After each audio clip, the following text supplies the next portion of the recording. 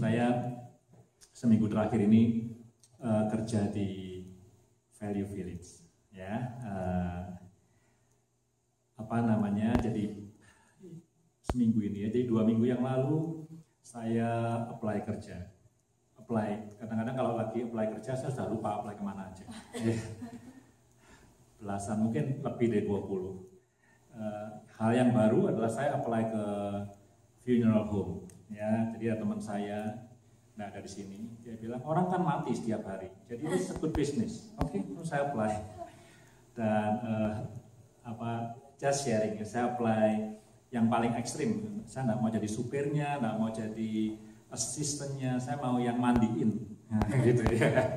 Jadi tapi nggak boleh mesti sekolah dulu itu. Tapi saya apply aja, apply macam-macam gitu. Anyway, setelah apply, besoknya saya dapat respon. Jadi saya apply Senin atau Selasa, besoknya saya dapat respon dari Value Village, besok paginya. Hari Rabu saya dapat respon gitu. Jadi jam 9 pagi itu saya ada email, kalau kamu mau kerja di Value Village gitu ya, ada 2 syaratnya. Belum digaranti, tapi ada 2 syaratnya. Jam 1 siang hari ini datang untuk interview dan harus available untuk kerja besok Kamisnya berarti. Saya balesin, oke, saya bisa datang jam 1. Di interview jam 1, 6 orang grup interview gitu ya. Semua pertanyaannya sama, kita semua dengar jawabannya orang-orang lain. Setelah grup interview selesai dengan 3 pertanyaan, kemudian yang interview 2 orang bilang, give us a minute, kita mau diskusi. Terus mereka pergi sebentar, kita juga lihat mereka di mana mereka diskusi. Terus mereka balik ke kita, terus mereka bilang, ini pergi ke belakang, bisa kerja. Yang 3 orang, thank you for coming. Ya, terima kasih sudah datang. Kita nggak bisa terima, gitu ya. Saya termasuk yang nggak diterima. Ya, it's okay, karena sebelum interview saya sudah berdoa ya, kehendak Tuhan yang jadi. Pokoknya saya strong. Hari itu saya strong, diterima atau tidak terima sudah berdoa. Jadi yakin kehendak Tuhan itu seperti apa, gitu ya. Terus manajernya nganter saya ke pintu untuk keluar, bukan saya, bertiga. Orang yang satu langsung keluar pulang. Orang yang kedua nanya-nanya sama manajernya, nanya kenapa dia tidak diterima dan segala macam gitu. Mungkin sedikit komplain dan berharap bisa diterima, tapi ya dia enggak. Saya nungguin dia selesai ngomong gitu ya. Saya juga punya pertanyaan, tapi motivasi pertama saya adalah saya mau terima kasih sama dia, gitu. Udah di interview gitu ya. Terus orang yang kedua akhirnya pulang juga, terus saya bilang sama manajernya terima kasih, dan saya punya 2 pertanyaan. Saya bilang ke dia, boleh nggak nanya? Oh boleh. Saya nanya, pertanyaan pertama adalah apa bedanya full time sama part time? Ya, saya pengen tahu. Selain dari jumlah jamnya, saya pengen tahu apakah benefitnya dan segala macam. Terus dia jelasin, udah selesai. Terus pertanyaan saya kedua adalah, karena dia bilang waktu dia bilang yang 3 diterima, yang 3 ditolak, dia bilang you guys are good, cuman kita prefer orang yang availability-nya itu bisa di any hours, dan saya kan tidak bisa hari Minggu, pasti tidak bisa. Terus yang kedua saya tanya sama dia, kalau my availability itu saya rubah, kamu terima saya enggak? Ya, pertanyaan saya gitu aja. Ya, kalau saya rubah my availability, will you accept me? Ya, saya tidak minta loh, saya tidak minta dan tidak komplain atas keputusan dia. Saya cuma mau tanya, kalau saya rubah availability-nya, saya diterima nggak? Nah, saya cuma tidak mau hari Minggu, itu pun tidak semua. Saya cuma tidak mau hari Minggu jam 12 sampai jam 6 sore, itu nomor 1. Dan saya tulis, saya mau kerja mulai jam 9 pagi. Sedangkan kerja di Value Village bisa mulai jam 6 pagi, meskipun tokonya belum buka. Nah, kalau saya rubah nih, dari jam 9 ke jam 6, terus misalnya hari Minggu saya rubah, saya bisa kerja, kamu terima saya nggak? Dia bilang gini, jangan dong, jangan dirubah katanya. Ya, karena kalau kamu rubah kan nanti kamu kerja, nanti kamu udah happy, ya repot nanti. Jawaban dia gitu ya. Tapi anyway saya cuma nanya, kalau saya rubah, kamu terima nggak? Nah kemudian dia nggak jawab pertanyaan saya, kemudian dia manggil 1 orang di dalam toko. Ya, terus dia panggil, hey, bring Harry in katanya. Jadi saya tidak komplain, tidak minta untuk dia rubah keputusannya, saya cuma nanya. Kemudian dia panggil orang dalam untuk bawa saya masuk. Jadi hari itu yang diterima 4 orang, kayak gitu ya. Dan ya saya tidak tahu sampai kapan saya di Valley Village, cuman hari ini saya ada pekerjaan gitu ya, ada pekerjaan di sana. Anyway, ayo kita berdoa. Firman Tuhan ya, yuk kita berdoa bersama-sama. Bapak di surga, terima kasih untuk sore hari ini kami boleh beribadah bersama-sama, boleh diberi kesempatan untuk mendengarkan firman Tuhan. Siapkan hati kami Tuhan, berikan kami kerendahan hati untuk bisa menerima firman Tuhan, untuk bisa mentaatinya dan untuk bisa melakukannya. Tolong hamba yang akan berkata-kata supaya Tuhan mengurapi dan supaya Tuhan menjaga supaya yang tidak perlu dikatakan tidak harus dikatakan. Dan yang harus diucapkan, harus disampaikan kepada kami semua. Tolong Tuhan Yesus, di dalam nama-Mu kami berdoa dan mengucap syukur. Amin.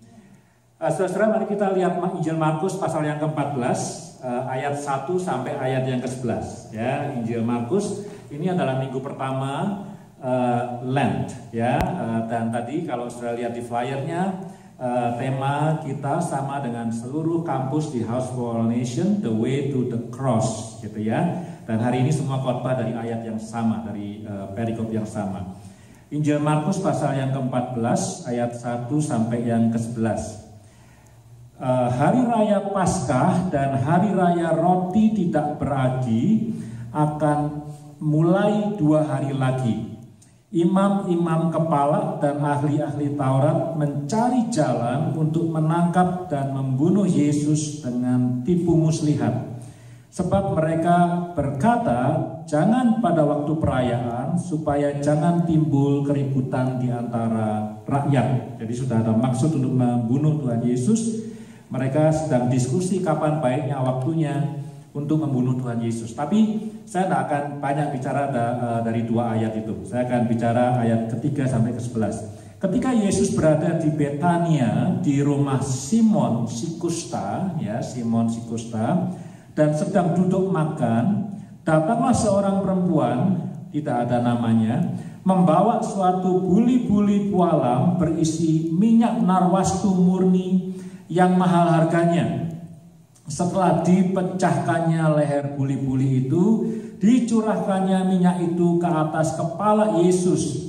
Ada orang yang menjadi gusar, ada orang juga tidak ada namanya, dan berkata seorang kepada yang lain, untuk apa pemborosan minyak narwastu ini? Sebab minyak ini dapat dijual 300 dinar lebih, dan uangnya dapat diberikan kepada orang-orang miskin. Lalu mereka memarahi perempuan itu, tetapi Yesus berkata, biarkanlah dia. Mengapa kamu menyusahkan dia? Ia telah melakukan suatu perbuatan yang baik padaku.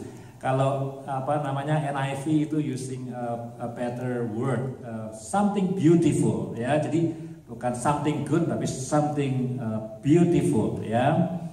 Biarkanlah dia, mengapa kamu menyusahkan dia? Ia telah melakukan sesuatu perbuatan yang beautiful padaku. Karena orang-orang miskin selalu ada padamu dan kamu akan menolong mereka bila mana kamu menghendakinya. Tetapi aku tidak akan selalu bersama-sama kamu. Ia telah melakukan apa yang dapat dilakukannya. Tubuhku telah diminyakinya sebagai persiapan untuk penguburanku. Aku berkata kepadamu, sesungguhnya di mana saja Injil diberitakan di seluruh dunia, apa yang dilakukannya ini akan disebut juga untuk mengingat dia. Ya, dalam bahasa Inggris, in memory of her. Ya, saya sebelum khotbah kasih introduction dulu ya. Tahun 78 ada buku yang diterbitkan. 77-78, judulnya In Memory of Her. Ya, penulisnya ahli teologi, setahu saya masih hidup, tapi sudah tua sekali, mestinya sudah 90. Profesor di Harvard, orang Jerman, lahir di Jerman, namanya Elisabeth Fiorenza. Ya, In Memory of Her itu buku yang salah satu buku banyak ya, tiap ilmuwan nulis buku, tapi salah satu buku yang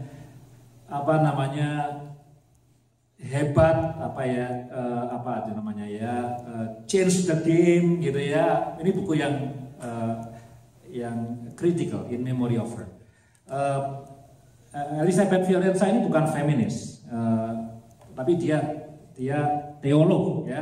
Meskipun dia ada feminisnya juga gitu ya, tapi dia teolog. Nah, ini buku pertama yang monumental yang menulis mengenai bagaimana role dari seorang perempuan di dalam iman atau teologi Kristen ya, in memory of her gitu ya. Dan Elizabeth Fiorenza itu argunya begini ya. Biasanya kalau kita memberitakan Injil, dia kritik ya. Kalau kita memberitakan Injil, kita kadang-kadang tentu kita akan bicara soal Yesus, right? Ya, namanya juga Injil. Tapi kadang-kadang kita akan bicara soal Paulus, kita bicara soal Petrus ya. Semua yang kita sebut-sebut itu semua laki-laki. Padahal Tuhan Yesus bilang setiap kali Injil diberitakan, yang akan diingat itu adalah her. Perempuan ini. Tapi kita tidak pernah sebut-sebut. Jadi dia mengkritik sebetulnya apa yang terjadi di dunia ini dalam pemberitaan Injil, di mana kita sering melupakan orang yang seharusnya diingat, yaitu perempuan ini. Ya, itu just an introduction. Nah, saudara, kisah ini boleh dibilang penting. Ya, pasti penting ya. Ada di Alkitab kan. Tapi boleh dibilang penting. Karena apa? Kisah ini dan kisah yang mirip dengan kisah ini ada di keempat Injil. Ya, ini kan introduction kan. Jadi ini bukan kuliah, tapi saya perlu memberitahu saudara. Jadi kisah ini atau kisah yang mirip dengan kisah ini ada di Matius, Markus, Lukas, dan Yohanes. Matius dan Markus paling mirip. Ya, sekali lagi selalu kita pakai asumsi Markus yang paling tua, gitu kan? Dokumen yang paling tua. Markus dan Matius paling mirip. Ya. Yohanes mirip sama Matius dan Markus. Lukas totally different. Ya, nah, baik Matius, Markus dan Yohanes itu kejadiannya di kota kecil namanya Betania. Tadi kita baca. Ya, Matius, Markus dan Yohanes sama. Lukas jauh dari Betania. Betania itu kira-kira Okotoksnya Calgary atau Edrinya Calgary. Jadi di selatan, di Yudea gitu ya. Tapi kejadian di Lukas itu di utara dekat Samaria sana. Ya, jadi totally different settingnya. Matius, Markus dan Yohanes itu menempatkan kisah ini dalam minggu terakhir sebelum Yesus mati. Maka itu Lent. Tapi Lukas jauh ya, perhatikan. Untuk Matius dia dari pasal 26. Matius kan endingnya 28 kan. Jadi sudah deket tuh mau habis tuh bukunya. Untuk Markus pasal 14. Markus endingnya kapan? 16 kan. Sudah deket mau ending gitu ya. Yohanes pasal 12 memang. Tapi Yohanes itu memang Lent-nya lebih awal. Ya, dari mulai pasal 12 sudah mulai Lent itu. Tapi di Lukas pasal ke-7 cerita perempuan yang mengurapi Tuhan Yesus sudah ada di situ. Padahal Lukas endingnya pasal 22. Jadi masih jauh dari ending. Jadi cerita di Lukas itu tidak ada hubungannya dengan Lent, tidak ada hubungannya dengan kematian Tuhan Yesus. Ya, tapi yang Matius, Markus dan Yohanes ada. Tapi saya tidak mengatakan bahwa yang di Lukas itu kisah yang beda. Saya tidak mau mengatakan itu. Saya juga tidak mau mengatakan itu kisah yang sama gitu ya. Tapi nanti sudah saya tahu. Ini introduction saya. Tahu ya, jadi ya. Jadi Matius dan Markus paling mirip. Yohanes ada sedikit miripnya. Bukan ada banyak miripnya gitu ya. Ada sedikit bedanya.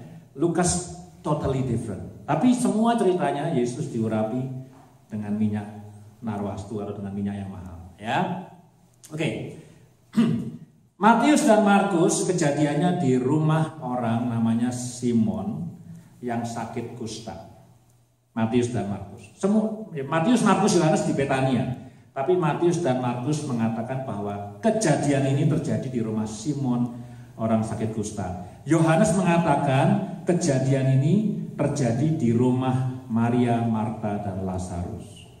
Ya, memang Maria, Marta dan Lazarus kan orang Betania, memang asal kotanya Betania. Ya, bedanya itu aja. Ya.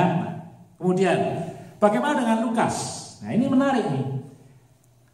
Kejadian di Lukas adalah ketika Yesus diundang makan oleh orang Farisi. Ya. Dan orang Farisi itu bukan kebetulan, namanya Simon. Loh ya, Matius dan Markus tuan rumahnya Simon, orang sakit kusta. Tapi di Injil Lukas tuan rumahnya Simon, orang Farisi. Jadi ada Simonnya dan ada Simon-Simonnya gitu ya, mirip loh Simon-Simon gitu kan ya. Tapi apa namanya, yang satu Farisi, yang satu sakit kusta ya, saya bingung ya. Kemudian Matius tidak memberi nama perempuan ini, Markus tidak memberi nama perempuan ini, saya bacakan ada namanya. Lukas tidak memberi nama perempuan ini, tapi perempuan ini terkenal dengan dosanya. Itu Lukas. Ya, jadi orang yang mengurapi Yesus dalam Injil Lukas adalah seorang perempuan yang terkenal dengan dosanya. Banyak orang memberikan interpretasi itu adalah Maria Magdalena. Di Lukas pasal 8, Maria Magdalena adalah orang yang pernah punya 7 setan di dalam hidupnya, diusir sama Tuhan Yesus. Jadi tapi tidak ada namanya Lukas, cuma orang mengasumsikan itu Maria Magdalena. Dalam Injil Yohanes itu adalah Maria, saudaranya Marta, gitu ya. Jadi kan di Alkitab kita ada at least yang kita tahu ada 3 Maria, right ya. Maria ibunya Yesus, Maria Magdalena, Maria saudaranya Marta, ya, ada 3 gitu ya.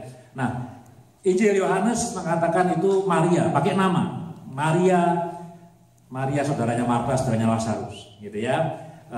Yang lainnya tidak pakai nama, tapi untuk Lukas orang menginterpretasikan kemungkinan besar itu Maria Magdalena, orang yang dulunya banyak dosanya, gitu ya. Matius dan Markus minyaknya ditumpahkan di kepala, di kepala ya. Lukas dan Yohanes di kaki. It's different ya. Jadi variasi, gitu ya, variasi ya. Kok bisa beda ya? Kalau itu neranginya di luar ibadah ya, nanti saya jelasin kenapa ya, kasih tahu aja. Kemudian untuk Matius, Markus, Yesus mengatakan ini persiapan untuk penguburanku, jelas ya. Jadi kenapa minyak dituang untuk persiapan penguburan. Untuk Matius, Markus dan Yohanes ada protes. Kenapa uang dibuang-buang? Kenapa nggak diberikan kepada orang miskin? Ya ini yang bedanya dengan Lukas itu ya. Kan ini bisa diberikan kepada orang miskin ya. 300 dinar lebih, gaji orang setahun. Injil Yohanes bilang gaji orang setahun lebih itu bisa dibagi-bagi untuk orang miskin ya. Yang protes di Matius tidak ada namanya, di Markus tidak ada namanya, di Yohanes ada namanya, Yudas Iskariot. Ya, jadi Yohanes tuh detail, ada nama perempuannya Maria, ada nama yang protes Yudas Iskariot ya. Saya bisa menjelaskan itu, cuma nanti di luar ibadah ya. Kenapa ada namanya di Yohanes. Dan kemudian in memory of her yang tadi saya sebutkan itu ada di Matius dan Markus. Jelas ya.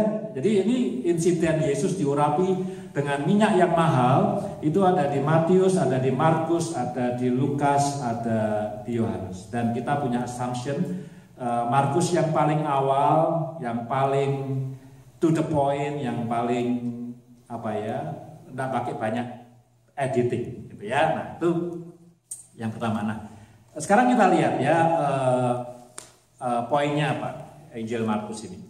Kalau kita percaya atau bukan percaya lah, kalau kita pakai assumption bahwa Markus itu yang paling awal, maka kejadian ini terjadi di rumah orang yang bernama Simon yang sakit kusta.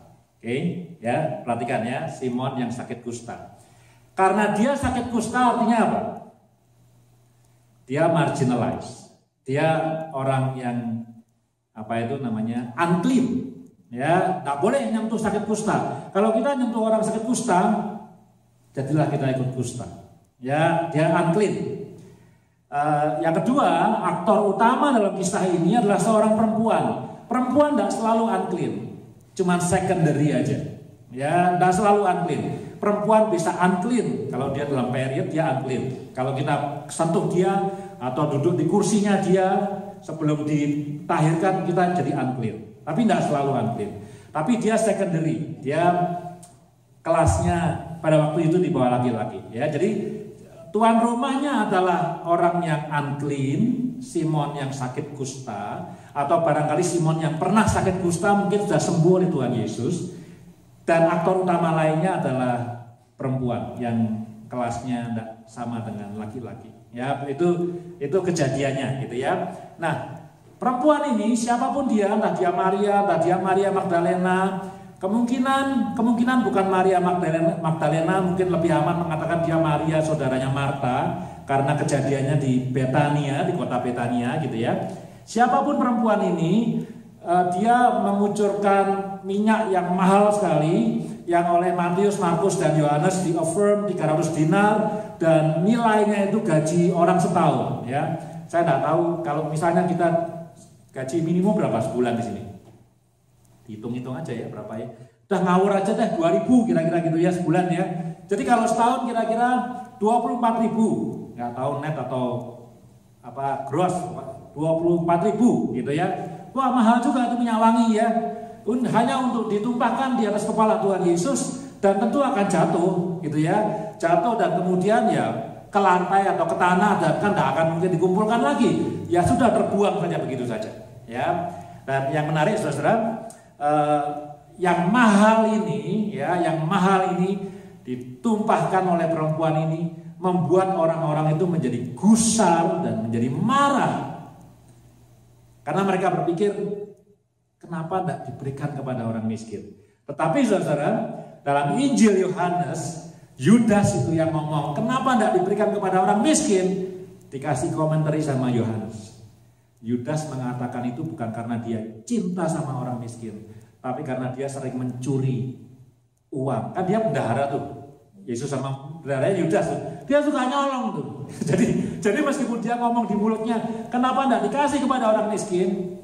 Sebenarnya dia mau nyolong duitnya, kasih gua aja gitu ya, daripada dipecahkan untuk Tuhan Yesus. Nah, oke ya, itu introduksinya gitu ya. Saya mau kasih khotbahnya singkat nih hari ini, singkat. 3 poin aja ya. Poin pertama, nanti saya jelaskan hal yang menarik. Poin pertama, bahwa untuk menyembah Tuhan atau hidup beribadah kepada Tuhan itu harganya mahal. Ya, nah, ini saya mau kasih tahu dulu nih ya. Kata ibadah ini sulit, kata ibadah ya. Kalau saya bilang kata ibadah, maka saudara akan berpikir, oh ibadah hari Minggu seperti hari ini. Well, ya oke, bisa ya, Sunday service diterjemahkan dalam bahasa Indonesia ibadah. Tapi kalau saya bilang saya hidup beribadah kepada Tuhan, tentu bukan saya datang ke gereja maksudnya setiap hari Minggu kan. Salah satunya saya ke gereja hari Minggu, tapi saya juga melakukan hal-hal yang lain. Saya beribadah kepada Tuhan ya. Kadang-kadang ibadah bisa diberi pengertian bukan hanya service tapi worship. Tapi kalau kita dengar worship, yang ada di otak kita, saya nyanyi, ngangkat tangan, nyembah buat Tuhan, ya, worship. Tapi worship itu the whole life. Bukan cuma kita datang ke gereja nyanyi, ngangkat tangan, bukan. Worship itu, jadi hidup beribadah itu sesuatu yang kita devoted gitu ya, yang kita berikan kepada Tuhan. Kira-kira seperti itu ya. Nah, hidup beribadah kepada Tuhan itu mahal sekali harganya.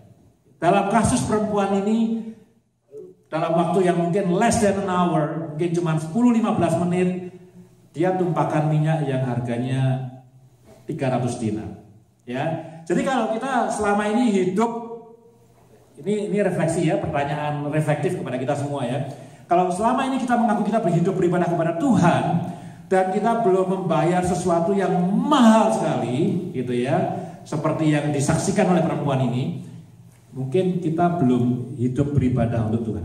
Mungkin kita baru hidup beribadah untuk gereja atau untuk organisasi gereja tertentu. Mungkin. Salah atau enggak, saya enggak mau menghakimi, saya enggak mau menilai gitu ya, tapi mungkin belum. Nah, saudara, ayat ini ya, atau cerita mengenai perempuan yang mengurapi Tuhan Yesus, entah itu di Matius, Markus, Lukas, dan Yohanes, itu adalah ayat yang penting khususnya bagi gereja Katolik dan Ortodoks. Penting sekali. Mereka membedakan antara kata Yunani ini ya. Yang satu itu namanya latreia. Ya, latreia itu adalah ibadah kita kepada Tuhan. Yang satu itu namanya dulia. Dulia itu ibadah kita. Ya, ibadah kita yang seharusnya kepada Tuhan tapi untuk orang lain. Contoh, ya, apa yang kita lihat? Ali operating multimedia, ya, multimedia. Tentu Ali orang yang cinta Tuhan, ya, sok kenal aja ya, cinta Tuhan. Dan karena cintanya sama Tuhan, dia operate multimedia. Tapi kalau saya tidak lihat hatinya, Ali operate multimedia itu dulia, bukan latreia. Dia melakukan itu supaya kita bisa baca entah ayat Alkitabnya, entah teks lagunya. Ya, II tuh nyanyi di sini. Tentu II cinta Tuhan. Ya, sok kenal juga saya. Ya, tapi ya II nyanyi di sini gitu, itu dulia. Dia nyanyi buat kita kan. Kalau tidak ada worship leadernya kita gimana gitu kan? Dia instrumen penting dalam ibadah sore hari. Termasuk saya khotbah sama juga. Ya, saya khotbah nih buat saudara ya, buat saya juga. Ya, saya dulia. Saya tidak latreia. Ya, latreia itu devoted to God alone. Itu untuk gereja Ortodoks, Kristen Ortodoks dan gereja Katolik sangat penting sekali dibedakan ini. Ya, jadi yang satu latreia tidak banyak di Perjanjian Baru, cuma 5 kali muncul. Sisanya dulia semua. Salah satunya adalah kasih duit sama orang miskin, itu dulia. Jadi ini argumennya, ya, orang-orang yang kritik termasuk barangkali Yudas. Kalau Yudas lain ya, dia mau duitnya soalnya. Dia even tidak mau dulia dia mau duitnya. Tapi kalau katakanlah yang di Markus ini tidak ada Yudas dan tidak ada kata nyolong gitu ya. Orang-orang itu mengatakan ini duit itu bisa buat dulia. Padahal perempuan ini melakukan latreia. Jadi dia itu devoted solely to God untuk Yesus. Yang lain mikirnya tetap pelayanan loh, tidak salah loh, nolong orang miskin, orang butuhkan. Tapi mereka mikirnya dulia, service kepada community, volunteer di sekolah, volunteer di mana, palang merah, nyumbang darah, itu semua dulia. Gitu ya. Nah, saudara, ini penting sekali ini ya. Jadi saudara, kalau kita mau ministry yang seperti itu, saya tidak bilang jelek tuh ya, itu semua baik adanya, can be cheap. Kerja di Value Village kan, nah, toko di mana saya bekerja itu hasilnya disumbangkan kepada satu lembaga sosial di Alberta namanya Inclusion Alberta. Ya, kita di training bang. Kalau ada yang nanya ini, saya nyumbang barang kemana duitnya? Inclusion Alberta, ya toh. Kalau Salvation Army tidak tahu kemana. Value Village yang lain mungkin punya lembaga sosial yang beda lagi, tidak tahu ya. Kita gampang nggak? Gampang. Apalagi cuma nyumbang barang bekas, right? Gampang sekali. Daripada buang ke sampah, buang aja ke Value Village gitu ya. Kasihan sekali ya. Gampang nggak gampang? Atau nggak usah barang bekas lah, barang bagus misalnya. Kita mau nyumbang gitu ya, setiap bulan mau berapa nyumbang? $100 gitu misalnya ke homeless di Alberta misalnya di Calgary, gampang enggak? Gampang lah, kita semua bisa lah $100 kasih homeless. Enggak, bukan sesuatu yang spektakuler gitu ya. Perempuan ini memberikan $24.000 ya sekali ya, $24.000 dalam setengah jam habis. Ya. Melayani Tuhan, latreia itu mahal sekali. Dulia, saya tidak bilang gampang, karena kenyataannya mungkin kita juga jarang nolong orang miskin gitu ya. Saya tidak bilang gampang, tapi jauh lebih gampang dibandingkan latreia. Jadi Yesus bilang biarkan aja, she did something beautiful to me. Nah ini juga kata Yunani. Dalam kata Yunani itu ya, ada baik itu yang pernah belajar tuh agathos. Ya. Agathos itu baik. Tetapi yang dipakai di sini bukan agathos, adalah kalos, beautiful. Ya, jadi bukan bukan baik secara norm, secara hukum baik, tapi ini more than good, something beautiful yang dilakukan oleh perempuan ini kepadaku, kepada Tuhan Yesus. Biarkan saja. Nah, saudara, terus saudara akan nanya sama saya, toh. Ini pertama poinnya mahal ya. Saudara akan nanya sama saya, loh, kalau gitu Pak Heri berarti pelayanan itu harus terpecah gitu ya? Ada satu buat Tuhan, satu buat sesama. Saya jawabnya enggak, ya. Saya jawabnya enggak, ya.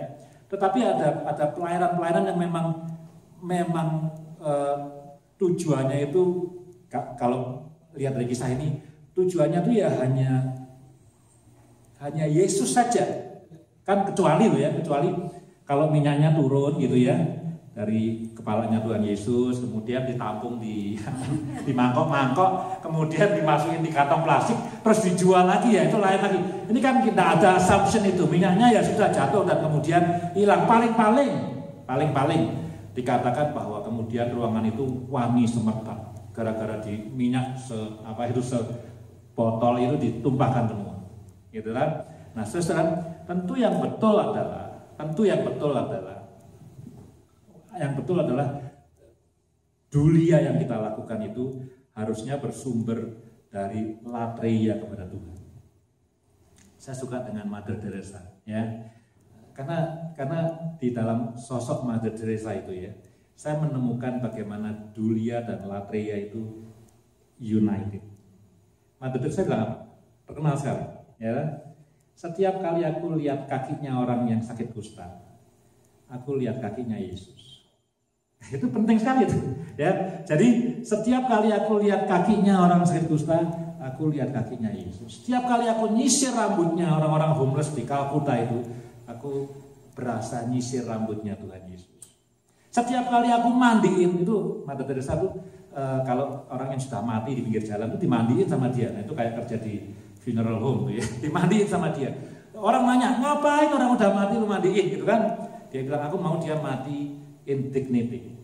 Ya, setiap kali dia mandiin itu, aku mandiin tubuhnya Yesus. Menarik sekali. Jadi kutipan itu ada tuh kutipannya dari Google ya. Setiap kali dia ngobatin orang, basuh lukanya orang, dia lihat itu Yesus. Nah, di dalam kata-kata Mother Teresa itu, latreia dan dulia itu jadi satu. Ya, jadi aku melakukan dulia, yes, aku melakukan pada orang-orang miskin, pada orang-orang sakit kusta, tapi sebetulnya the root of it. Thank you. Jadi akar dari kenapa saya melayani orang miskin, akar kenapa saya melayani multimedia, akar kenapa saya melayani pujian, akar kenapa saya berkhotbah, itu karena saya latreia. Tidak kelihatan, tapi hati saya devoted vertically to God. Lalu dulianya, service to the community, service kepada orang lain, itu harusnya yang terlihat. Ya, itu poin yang pertama. Simpel ya. Jadi kalau kita cuma mau sekedar dulia saja, yang tidak ada hubungannya dengan latreia, I garanti, gampang banget. Jadi kalau saudara mau kelihatan aktif melayani, mudah sekali. Pokoknya mudah sekali. Nyumbang-nyumbang apa sibuk di gereja, ngepel, bersih. It's very easy untuk melakukan dulia. Tapi untuk bisa latreia juga, it is very expensive. Ya, mahal sekali. Poin yang kedua. Yesus mengatakan tadi, perempuan ini menyiapkan penguburan. Kita biasanya kalau datang di rumah duka, ya, kalau ada orang meninggal, ya, sebelum petinya ditutup tuh ya, biasanya saya tidak tahu, tapi kalau culture majority gitu ya, barangkali saya tahu mesti kasih minyak wangi gitu ya, puter-puter kasih minyak wangi semuanya, yang datang semuanya ya kasih minyak wangi gitu. Orang Yahudi juga tidak berbeda, sebelum dia dikubur kasih juga minyak wangi ya. Nah, perempuan ini Yesus bilang dia menyiapkan penguburanku. Jadi menurut Tuhan Yesus, perempuan ini tahu bahwa dia satu kali akan mati. Ya, ini sudah dekat, ini sudah land. Orang-orang lain termasuk murid-muridnya Tuhan Yesus tidak tahu atau mungkin tidak mau tahu dan tidak mau menerima bahwa gurunya yang sakti ini, yang bisa bikin mujizat macam-macam ini, yang pengajarannya luar biasa ini, akan segera mati. Mereka tidak mau terima itu. Tapi perempuan ini yang tidak ada namanya ini dalam Injil Markus, dia tahu Yesus akan segera mati. Jadi dia kasih minyak.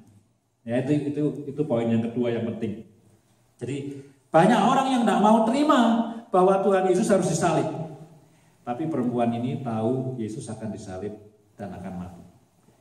Salah satu pendeta yang terkenal di Amerika, ya, dia mengatakan begini. Lamb itu, jadi Markus 14 dan Markus 15, itu adalah the holiest, ya, the holiest chapters in the Bible. Wah, tuh saya bilang, ini pendetanya pendeta Injili, pendeta yang aman gitu ya. Maksudnya aman tuh good teaching ya. Dia pertama kali saya dengar dia bilang bahwa Markus 14 dan 15 dan tentu Matius 26, pokoknya yang tempat-tempat yang land itu ya. Mulai Yesus masuk ke Yerusalem sampai dia mati, itu adalah the holiest chapters in the Bible. Baru saya baru tahu ada istilah itu. Ya, tentu itu istilahnya dia. Nah, dia ingin mengatakan bahwa tempat yang paling suci di dalam Alkitab itu adalah kisah di mana Tuhan Yesus itu menuju salib dan kemudian mati di sana. Itu kalau menurut dia, kalau semua Alkitab dipotong, sisakan itu saja. Gitu ya. Sisakan mulai dia diurapi sampai kemudian dia mati disalib dan dikuburkan. Ya, nah banyak orang tidak mau menerima, banyak orang tidak mau mengakui bahwa kalau dia itu Tuhan Maha Kuasa, kenapa dia harus mati disalib? Bukankah dia harusnya raja atas orang Yahudi? Nanti poin yang ketiga, ya, bukankah dia harusnya raja orang Yahudi? Kenapa dia harus mati dan matinya itu hina disalib? Perempuan ini tahu. Nah, itu poin yang dua, ya. Poin yang ketiga, cepat toh, ya. Poin yang ketiga, di dalam perjanjian lama orang itu, jadi kalau yang dilakukan perempuan ini meminyaki Tuhan Yesus, ya, mengucurkan minyak Tuhan Yesus. Tapi sebetulnya apa yang dia lakukan itu apa yang pendeta sering mengatakan pengurapan, diurapi, ya. Ini kontroversial, ya. Misalnya tadi saya berdoa sebelum firman Tuhan, ya Tuhan, tolong urapi saya, gitu ya. Itu kontroversial tuh sebetulnya kata-kata itu. Cuman mungkin saudara tidak terlalu peduli, oke lah. Maksudnya diurapi ya supaya Tuhan empower gitu ya, supaya saya bisa khotbah dengan baik gitu ya.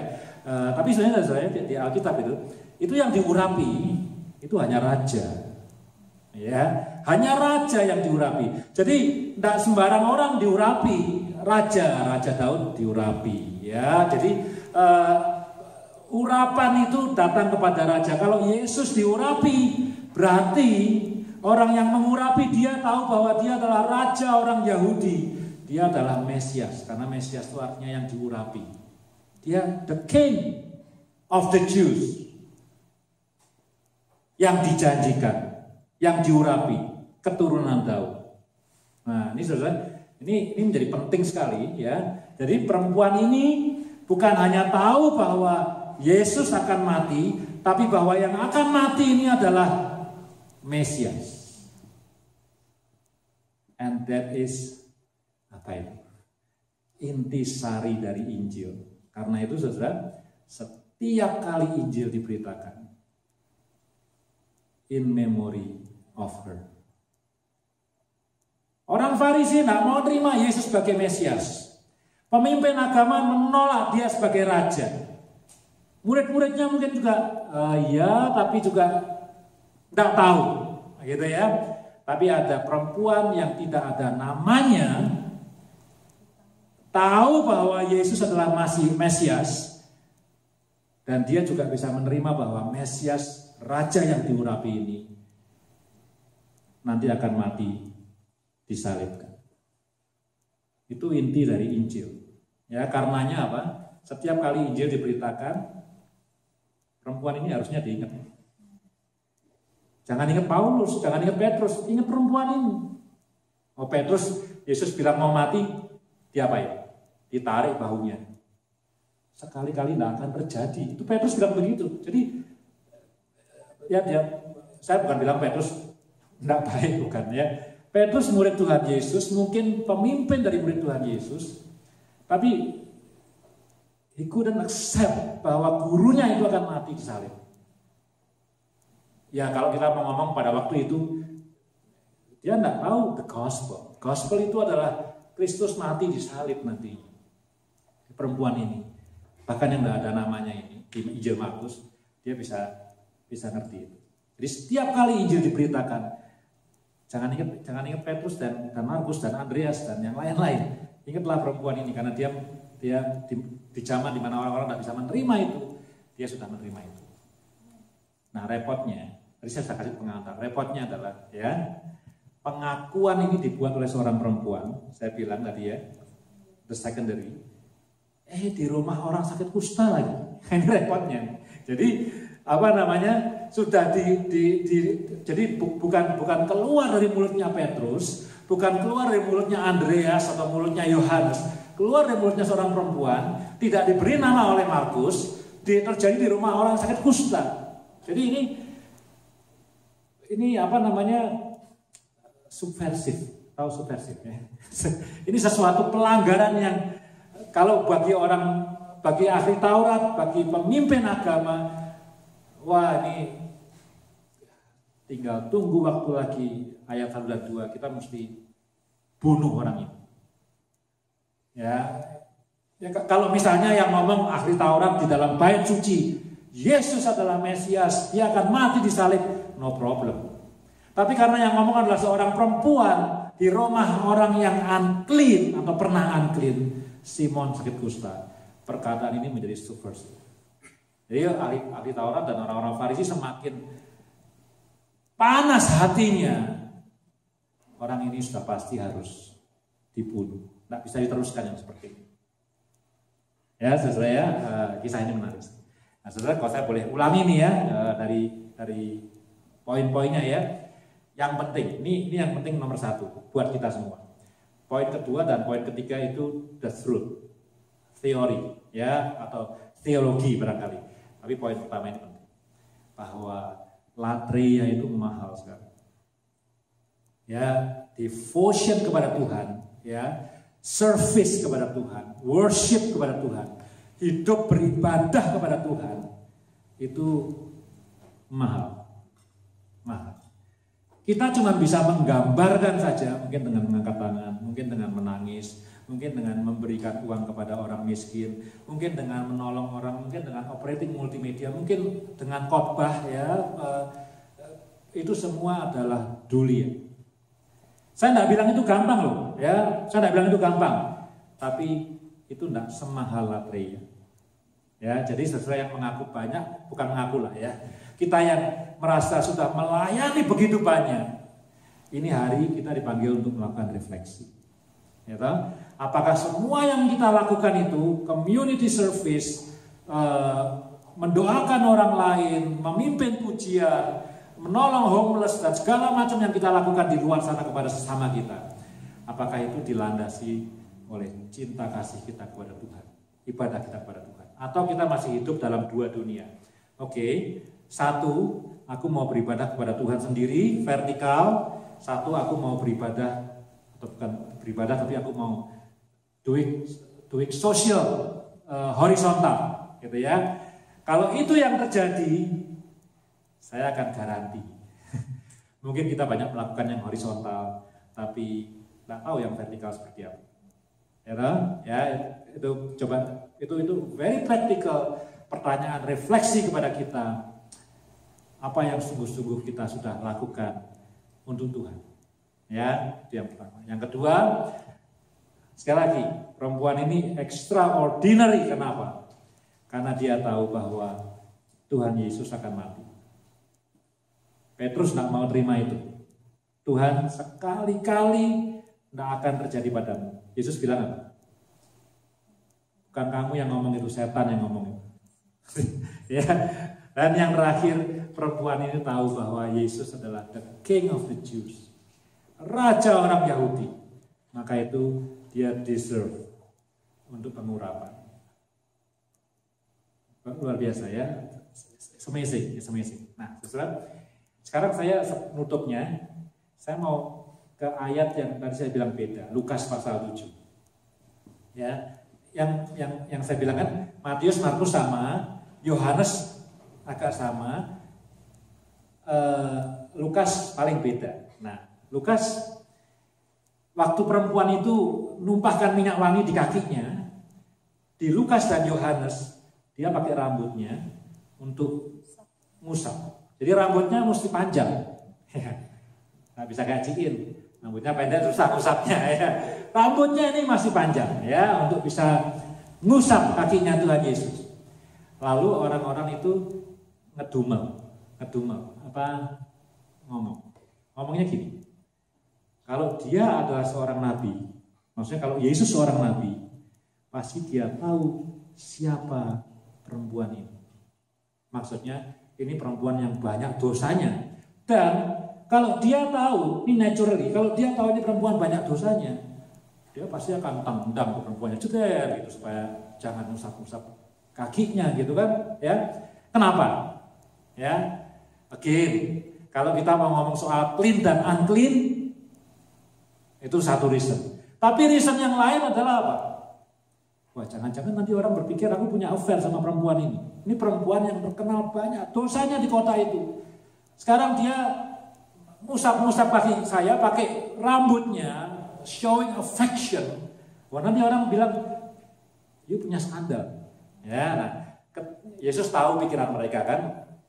Lukas mengindikasikan Yesus tahu. Kemudian dia tanya sama Simon gini, Simon, kalau ada dua orang, ya, kemudian mereka berutang sama kamu atau sama seseorang gitu ya, berutang, misalnya dua orang utang sama Ali gitu ya. Kemudian yang satu utangnya 100 rupiah atau 100 dolar, yang satu utangnya 500 dolar. Tidak bisa bayar dua-duanya.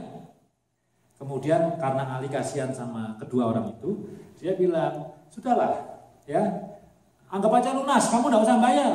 Baik yang 100 dolar, baik yang 500 dolar, dilunaskan sama Ali. Karena he is so generous. Ya. Lalu Yesus tanya sama Simon, kira-kira menurut kamu, yang mana yang lebih berterima kasih kepada Ali? Simon langsung jawab tanpa mikir, tentu yang lebih banyak hutangnya dihapuskan Tuhan. Yaitu yang 500 kan? Terus Tuhan bilang sama Simon, Simon, aku datang ke rumahmu dari tadi ya, sudah ngobrol sama kamu. Tidak ada tuh orang yang minyaknya aku ya. Lalu dia bilang, perempuan ini datang. Dia menumpahkan minyak yang mahal. Dia membersihkan kakiku dengan rambutnya. Injil Lukas bilang, dia tidak berhenti menciumi kakiku. Udah, Simon diam juga.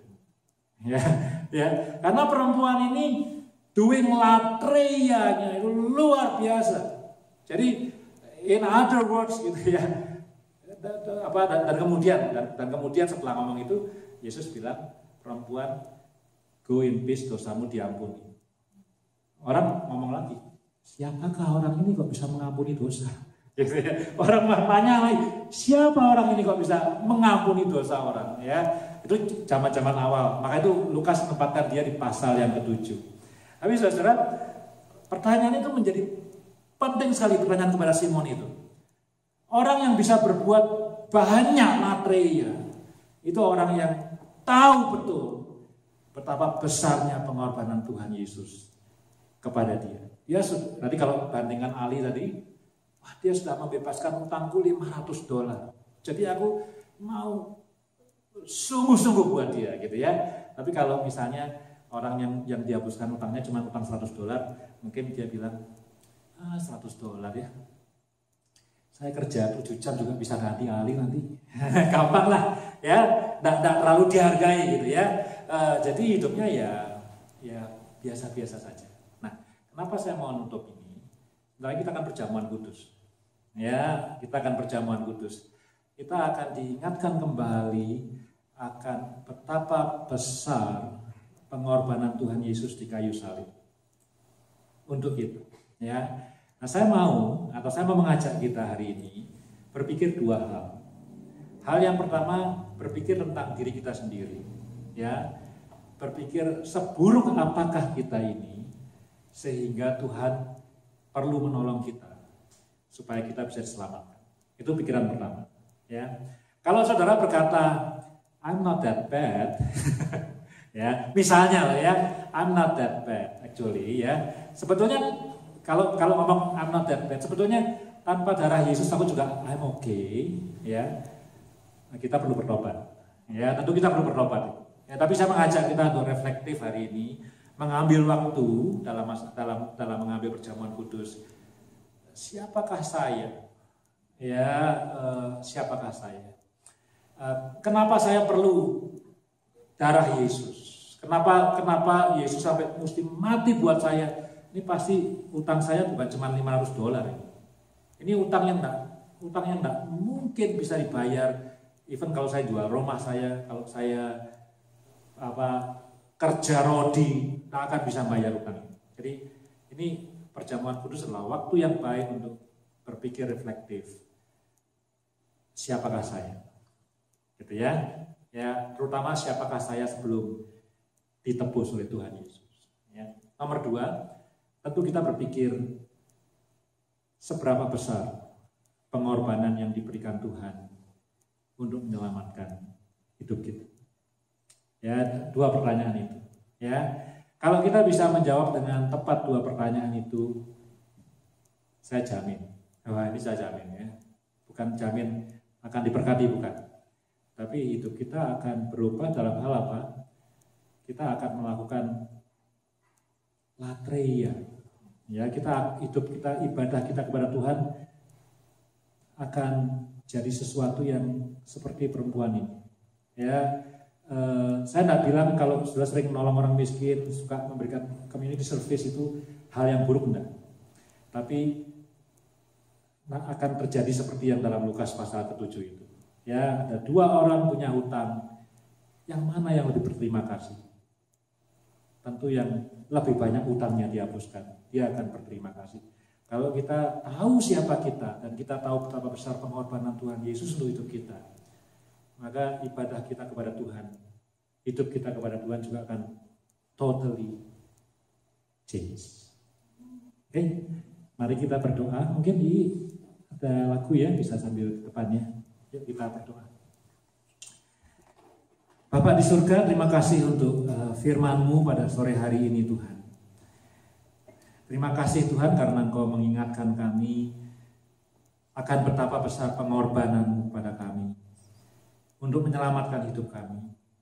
Untuk memindahkan hidup kami yang tadinya kotor dan tidak berarti kepada terang dan kepada pengharapan yang pasti akan keselamatan hidup yang kekal. Terima kasih Tuhan Yesus. Terima kasih untuk mengingatkan kami akan hidup beribadah kepada Tuhan. Mungkin selama ini kami banyak melakukan aktivitas. Mungkin kami banyak melakukan pelayanan. Dan semuanya itu baik Tuhan. Tapi kami diingatkan hari ini. Kepada siapa semua itu kami lakukan. Kami minta Tuhan supaya firman hari ini boleh menolong kami.